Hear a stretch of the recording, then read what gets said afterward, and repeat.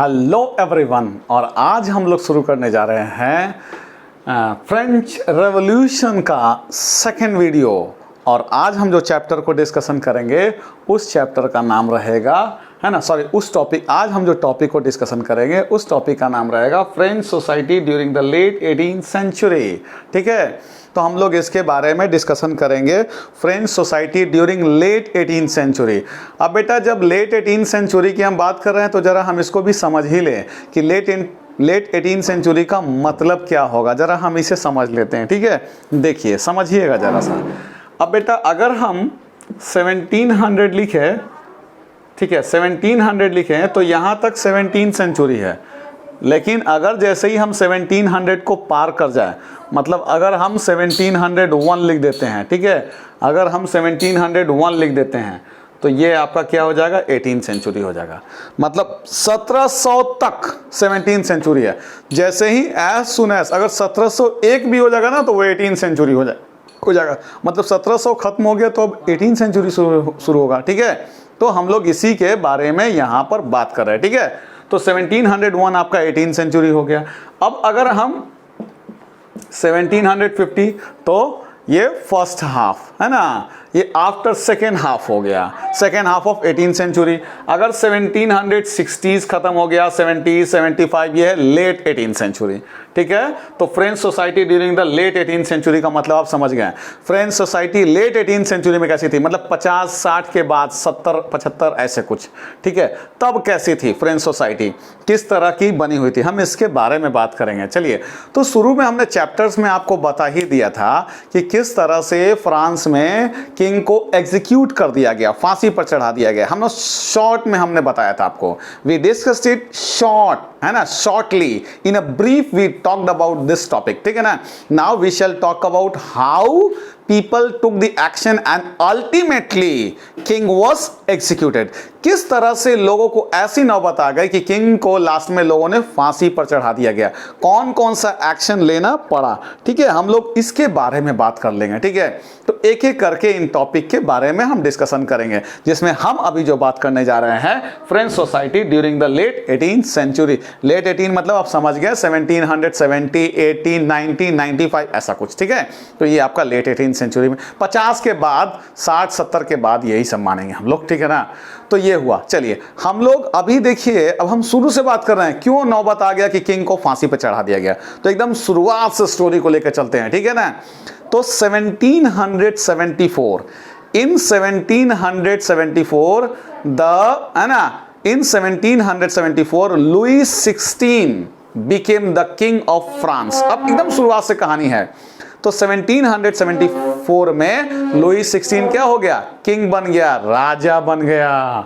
ठीक है, after becoming king, राजा बनने के बाद, आफ्टर बिकमिंग किंग, है ना, he married to The Austrian princess Marie Antoinette when he was 20 years old। जब वो 20 साल की उम्र का था तो उसने शादी कर ली, गद्दी पे आया 1774 में। अब जब गद्दी पर आया तो he found the treasure empty। He found the treasure empty। उसका खजाना खाली था, किंग का खजाना खाली था। ठीक है, क्या रीजन है क्यों खजाना खाली था भाई?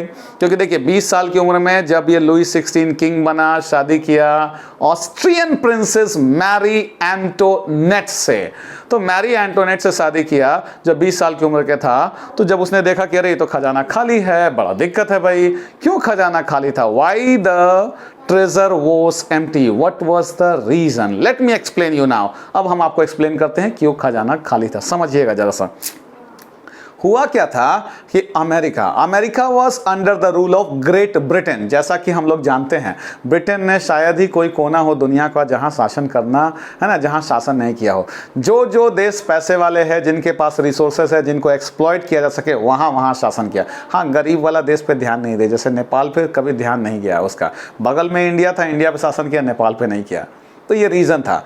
तो ब्रिटेन, है ना, ऑक्यूपाइड अमेरिकास 13 कॉलोनीज, 13 कॉलोनी थी अमेरिका की। ठीक है ना, 13 कॉलोनियां उसके अंडर में थी, अमेरिका के सॉरी ग्रेट ब्रिटेन के अंडर में था। ठीक है, America requested France to help to get these 13 colonies independent, ये 13 कॉलोनियों को आज़ाद करवाने के लिए अमेरिका ने रिक्वेस्ट किया। किससे रिक्वेस्ट किया? फ्रांस से रिक्वेस्ट किया कि भाई मेरी 13 कॉलोनियाँ कब्जे में है, प्लीज़ हेल्प कर दीजिए। अब देखिए, great Britain was the common enemy of America and France both. दोनों का दुश्मन था, अमेरिका का भी दुश्मन था ग्रेट ब्रिटेन और फ्रांस का भी दुश्मन था, ठीक है ना। तो ऐसे में क्या किया भाई, ऐसे में फ्रांस को मौका चाहिए था ब्रिटेन से लड़ने के लिए कि बहुत दिन हो गया, मेरे बहुत सताया है, रुक रुक रुक हम उपाय कर लेते हैं। तो इसको बहाना मिल गया। अमेरिका ने रिक्वेस्ट किया था आज़ादी के लिए, कहा कि ठीक है आ जाओ, दो दो हाथ हो ही लेते हैं। So France attacked great Britain for the independence of America. और वार फोकट में नहीं होता है, जब लड़ाई होती है ना बेटा, बहुत पैसे खर्च होते हैं। So France had to carry a heavy expenditure, है ना, on the warfare activities. France had to borrow loans, loan लेना पड़ा लिवरे में। लिवरे करेंसी है जो उस समय चलता था 1789 के टाइम में, है ना, लेट 18th सेंचुरी में लिवरे करेंसी चलता था। लिवरे, लिवरे LIBRE, लिवरे, लिबरे करेंसी चलता था उस समय, ठीक है। तो फ्रांस ने कैरी किया, ठीक है। तो लिबरे ये नाम है करेंसी का। तो फ्रांस, है ना, carried the war and France had to borrow huge amount which reached up to 2 billion livre as debt, DEBT, debt। B का प्रोनाउंसिएशन नहीं होगा बेटा, B will not be pronounced, ठीक है। जैसे डाउट नहीं होता है, डाउट होता है, उसी तरह से डेट होगा, ना कि डेप्ट होगा, ठीक है। बच्चे डेप्ट बोलते हैं, गलत प्रोनाउंसिएशन है, ठीक है ना। चलिए, तो इस तरह से 2 बिलियन लिबरे का कर्जा चढ़ गया and finally America got its independence, ठीक है। अंत में अमेरिका को आज़ादी मिल ही गई, ठीक है। अमेरिका को आज़ादी मिल गई आराम से एकदम। अमेरिका को जब आज़ादी मिल गई तो भाई अमेरिका तो आज़ाद हो गया, लेकिन हम तो भाई लड़ाई लड़ते लड़ते बर्बाद हो गए। फ्रांस को बहुत खर्चे लग गए, नतीजा 2 बिलियन लिबरे का कर्ज हो गया, ठीक है। And the lenders after the war getting over, lenders started to demand for the money back, है ना, to get their money back. अपना पैसा वापस पाने के लिए जो जो दिए थे, कहते कि हम लड़ाई के लिए दिए थे ना, जीत गए, हो गया, बात खत्म, मेरा पैसा लौटाओ। विद 10% पर एनम, 10% के हिसाब से पैसा मांग रहे हैं वो लोग, लेंडर्स लोग। So it became very very difficult for France to pay back the debt. ये पैसा दे पाना बहुत मुश्किल हो रहा था। देख लीजिए, अभी हमने आपको सिर्फ यही बताया कि 1774 में लुई 16 गद्दी पे चढ़ा and upon his accession, accession माने सवार होने पे, गद्दी पे चढ़ने पे, he found the treasure empty. At the age of 20 he married to the Austrian princess Marie Antoinette. तो चलिए, शादी हो गया और खजाना खाली है। खजाना खाली होने के पीछे रीजन क्या है भाई? France carried the war against Great Britain for the independence of America. Since Britain was the common enemy of America and France, and that is why France was looking for the opportunity to fight with Great Britain, ठीक है। When America asked for the help from France got ready for it. जब America ने help मांगा तो France तैयार हो गया, और जब लड़ाई लड़ा तो बहुत ज़्यादा लड़ाई बड़ी हो गई। इसके लिए फ्रांस को कर्जे लेने पड़े, लगभग 2 बिलियन लिबरे का कर्जा चढ़ गया। खैर, अमेरिका आज़ाद हो गया। अब देखते हैं, जैसे ही आज़ाद हुआ, इधर ये लोग जो lenders were demanding for the money, ठीक है, they were demanding their money back. अब वो अपने पैसे को डिमांड कर रहे थे, मेरा पैसा वापस चाहिए, ठीक है, विथ 10% रेट ऑफ इंटरेस्ट, 10% के रेट ऑफ इंटरेस्ट के हिसाब से वो पैसे का डिमांड कर रहे थे, ठीक है। और फाइनली क्या हुआ कि इस तरह से ये बड़ा दिक्कत हो गया। क्यों भाई? Because the king had to maintain a big court, बड़ा सा कोर्ट मेंटेन करना है। The king had to maintain you can say big army. The king had to work for the welfare of the state, I mean country. तो country के भी भलाई के बारे में बात करना है, बड़ा सा सेना मेंटेन करना है, कोर्ट मेंटेन करना, क्योंकि कोर्ट में कोर्टियर बैठते हैं ना, मिनिस्टर्स वगैरह, सबको वेतन वगैरह, देश की भलाई के लिए कुआं खुदवाना है, रोड बनवाना, इन सब के लिए कामों के लिए पैसे चाहिए थे, ठीक है ना। तो for all these reasons the king wanted to have the money. Moreover the queen, है ना, Austrian princess Marie Antoinette, she was extravagant. वो एक्स्ट्रावैगेंट थी।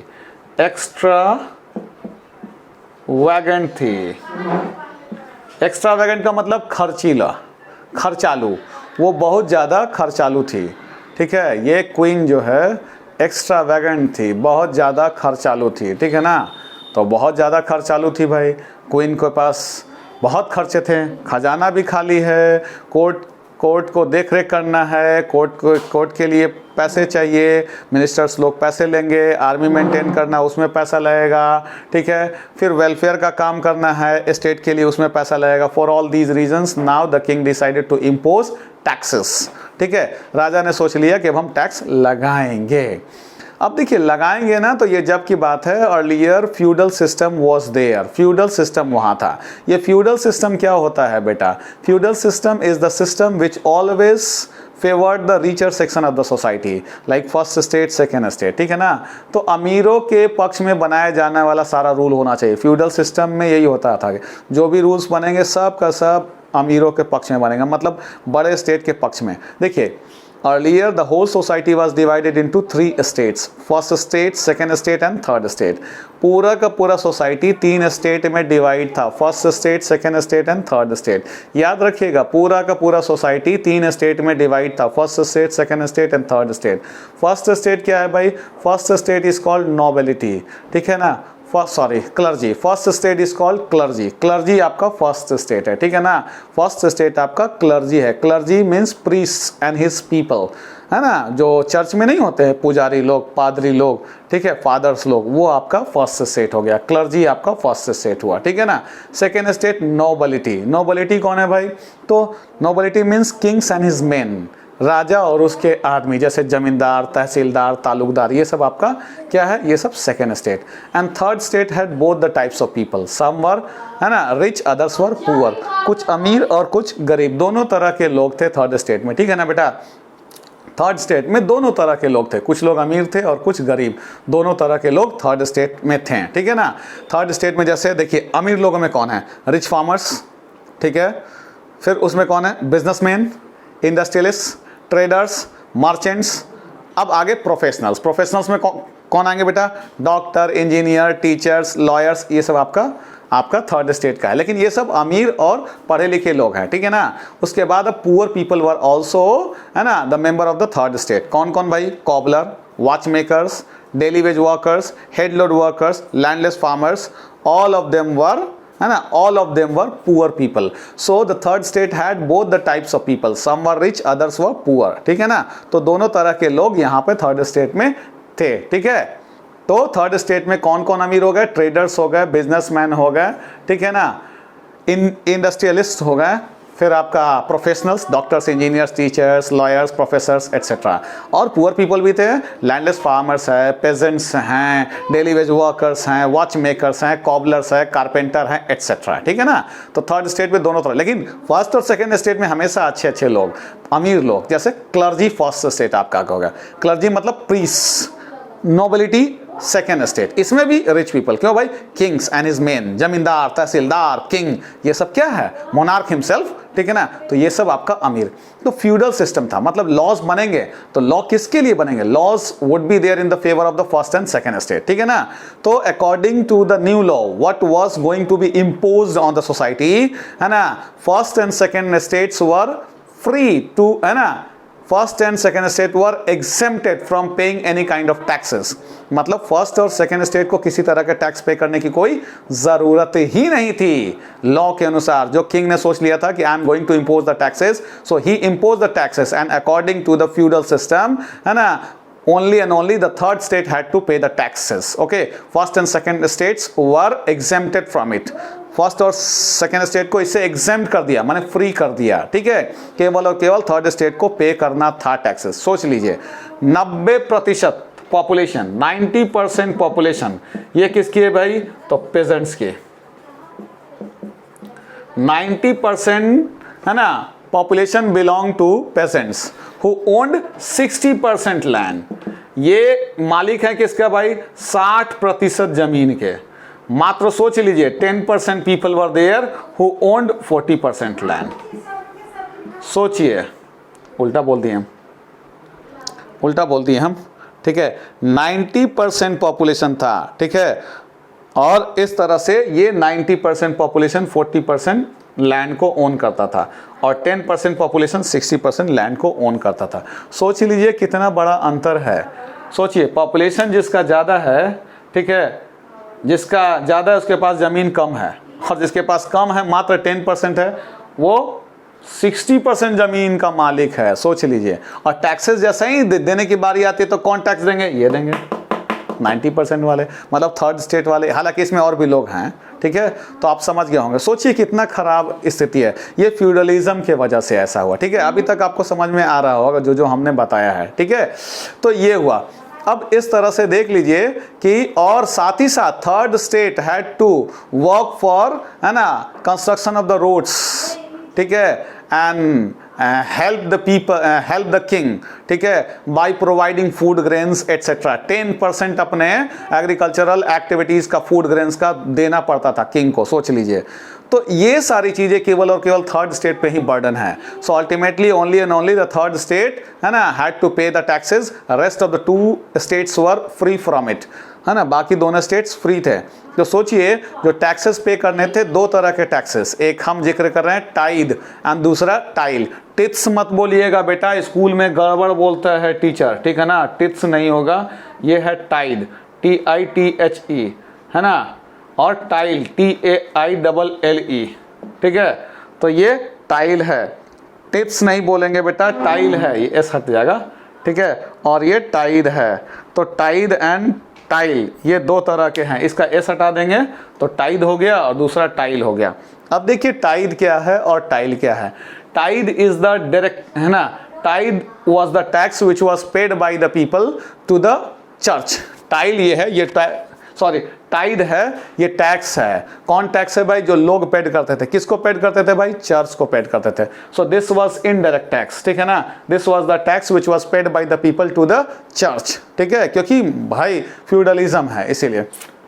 और टाइल क्या है? Tile was the direct tax paid by the people, है ना, to the monarch. Monarch को जो टैक्स जाता था लोगों के द्वारा, वो है टाइल। और जो चर्च को जो टैक्सेस जा रहे हैं वो है टाइड, ठीक है। टाइड और टाइल समझ गए। देयर वर सम अदर्स, है ना, there were the taxes imposed on the day to day commodities also, like tobacco, salt etcetera etcetera.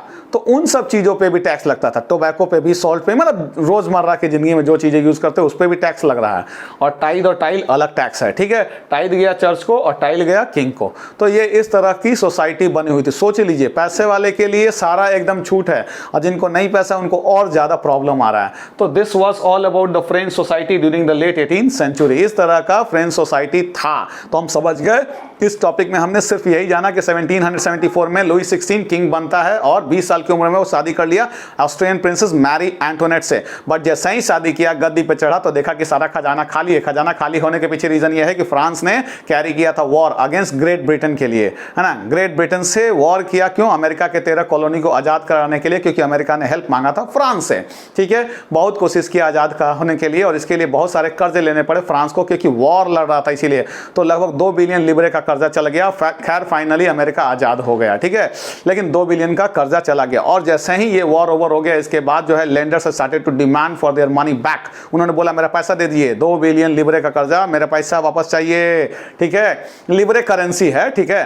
तो ये मांगा पैसा 10% रेट ऑफ इंटरेस्ट के हिसाब से। तो फ्रांस को अल्टीमेटली क्या करना पड़ा? सोचना पड़ा कि अब हम क्या करें, अब हम टैक्स लगाएंगे, ठीक है। तो पूरा का पूरा सोसाइटी 3 स्टेट में डिवाइड था। सबसे ऊपर में थे आपका clergy priest and his people, ठीक है ना। दूसरा nobility, Kings and his main. और तीसरे में दोनों तरह के लोग हैं, कुछ अमीर और कुछ गरीब, दोनों तरह के लोग हैं। तो चूंकि उस समय फ्यूडलिज्म चलता था, ठीक है ना, 1789 के पहले तक फ्यूडलिज्म चलता था। इवन 1789 तक भी ऐसा ही था, ठीक है ना। तो फ्यूडलिज्म में क्या होता है कि all the rules are made in the favour of the richer section of the society like first and second state, so the laws were made, ठीक है ना। क्योंकि किंग को भाई बड़ा सा कोर्ट मेंटेन करना है, उसको फिर आपका सोल्जर्स को पैसा देना है, बिग आर्मी को मेंटेन करना, इट मींस वेलफेयर का काम भी करना है। और खुद उसकी पत्नी मतलब मैरी एंटोनेट भी बहुत एक्स्ट्रा वैगेंट थी। एक्स्ट्रा वैगेंट मतलब खर्चालू, स्पेंड थ्रिफ्ट, इसमें वर्ड यूज किया गया एक्स्ट्रा वैगेंट, ठीक है ना, आपके बुक में। तो सोचिए, तो अब इन सब के लिए क्या करना पड़ा? The king decided to impose the heavy taxes on the state. तो सोच लिया कि टैक्स बढ़ाएंगे, टैक्स लगाएंगे। अब टैक्स लगाने के लिए सोच लिया, ठीक है, तो टैक्स किस पे लगेगा? तो चूंकि फ्यूडल सिस्टम था and that is why only and only the third state had to pay the taxes. केवल और केवल कोई और नहीं पे करेगा, थर्ड स्टेट को टैक्स पे करना था। तो थर्ड स्टेट में सोच लीजिए, थर्ड स्टेट में पेजेंट्स 90% लोग थे जिनके पास मात्र 40% जमीन थी। इसके अलावा जो काम धाम करना है, रोड कंस्ट्रक्शन का, फूड ग्रेन्स उपजा था उसका 10% देना भी है अनाज, तो किंग को देना पड़ता था, ठीक है ना, मतलब किंग के पास पहुंचाते थे ये सब। लेकिन वो देखिए 90% हैं, लेकिन मात्र 40% उनके पास जमीन है, और जो 10% लोग हैं, है ना, मतलब पेजेंट्स को छोड़ कर करके 10% लोग बचे हुए मात्र, और उनके पास 60% जमीन है। तो इसमें सब लोग होंगे, प्रोफेशनल भी होंगे, ठीक है ना, ये हो गया। तो सोच लीजिए, तो इस पे दो तरह के टैक्सेस इंपोज किए गए, एक टाइद एंड टाइल, ठीक है। Tithe was the tax paid by the king, paid by the people to the church, ठीक है ना, while tithe was the tax which was paid by the people to the monarch. There were some other types of taxes used on the day to day commodities like tobacco, salt etcetera. तो और भी तरह के taxes थे जो day to day life के चीज़ों के ऊपर भी लगते थे, ठीक है ना। तो ये अभी हमारा टॉपिक ये आज का ख़त्म हो गया। तो इस तरह हमने देख लिया कि किस तरह की सोसाइटी थी French society during the late 18th century में, कैसी सोसाइटी थी, आप अच्छे से समझ गए होंगे, ठीक है। फिर हम लोग अगले वीडियो में मिलेंगे, ठीक है। दूसरे वीडियो में हम लोग अगले topic the struggle to survive के साथ शुरू करेंगे, ठीक है। तब तक के लिए बाय बाय। उम्मीद है आपको टॉपिक समझ में आ गया होगा। अगर नहीं समझ में आएगा तो कमेंट बॉक्स में लिखिएगा, ठीक है। ऐसे मेरा ऑनलाइन क्लास भी चल रहा है, अगर आप चाहें, अगर आप इंटरेस्टेड हो तो मेरे ऑनलाइन क्लास को ज्वाइन कर सकते हैं। ऑनलाइन क्लास में एकदम जैसे हम आप वीडियो मेरा देख रहे हैं उसी तरह हम लाइव दिखेंगे, उस समय आप हमसे सवाल भी पूछ सकते हैं, ठीक है। अगर आप हमारे में इंटरेस्टेड होंगे हमारे पे, तो ये मेरा नंबर रहा, ये मेरा नंबर है, व्हाट्सअप नंबर है, आप इस नंबर पे व्हाट्सअप कर सकते हैं, ठीक है। आपको मंथली चार्ज लगेगा लेकिन उस पर, ठीक है, 400 पर रुपीज़ पर मंथ उसका चार्जेस है। लेकिन हाँ, उसमें रेगुलर क्लास होती है, इस तरह से वीडियो इरेगुलरली नहीं आते। यहाँ तो रुक रुक के आते हैं ना, वहाँ आपका हर रोज़ आएगा वीडियो। अगर आप इंटरेस्टेड होंगे तो हमसे कांटेक्ट करेंगे इस नंबर पे 9334697300। ये मेरा व्हाट्सअप नंबर है, आप मुझे व्हाट्सअप कर सकते हैं इस नंबर पे। और जो भी आपका समस्या होगा, जो भी क्वेरी होगा, आप मुझसे पूछ सकते हैं कि सर कैसे ज्वाइन करना है, क्या ज्वाइन करना है। खैर कोई बात नहीं है, अगर इंटरेस्टेड होंगे तब, ठीक है। वो आप 1-2 दिन क्लास करके भी देख सकते हैं कि आपको अच्छा लगा या नहीं अच्छा लगा। अगर अच्छा लगा तो क्लास कंटिन्यू कीजिए। इसमें 400 रुपये में होता क्या है, पूरे महीना पढ़ना भी तो है।